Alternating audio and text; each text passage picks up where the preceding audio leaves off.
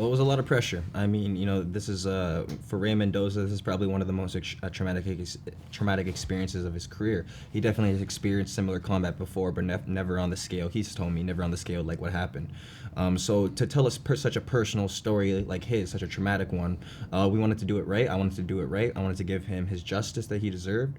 And I know that it's been a while since he was there that day, and so to have all of that in him for almost 20 years is a lot. And I know, I can't speak for him, but I hope that this process for him was a sense of a therapy for him, to kind of cope with it, come to it. And I hope that's for a lot of veterans who were there that day, but also veterans, no matter what war you were in, I feel like you can relate to this story. Yeah.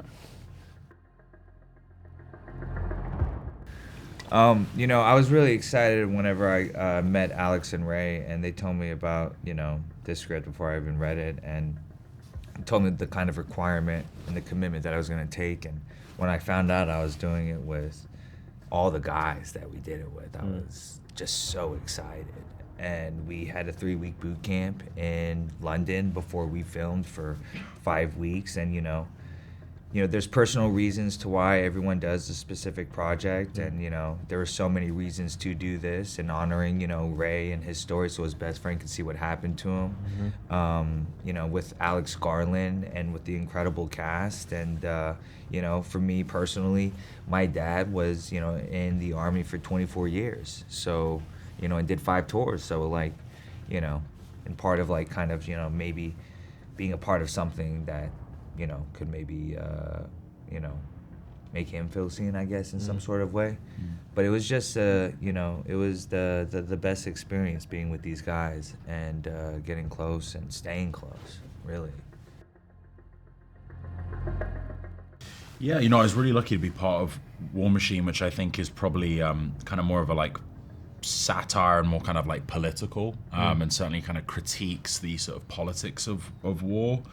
I think that what's interesting about Warfare is it's about as apolitical as you can get, and really there's no sort of dramatization or fictionalized elements, certainly no romanticization. Warfare is about as objective as you can be, and it was about kind of recreating the real life events of that day, and I really relish that challenge. And I think it's also, within the sort of war film genre, if I can use that term, that was sort of missing, I think, and hopefully Warfare goes some way to kind of filling that void, both for veterans and for civilians, in terms of sort of bettering the perspective on war, so that whatever your personal perspective may be, it's at least based in something that is a faithful reflection of what warfare environments are like.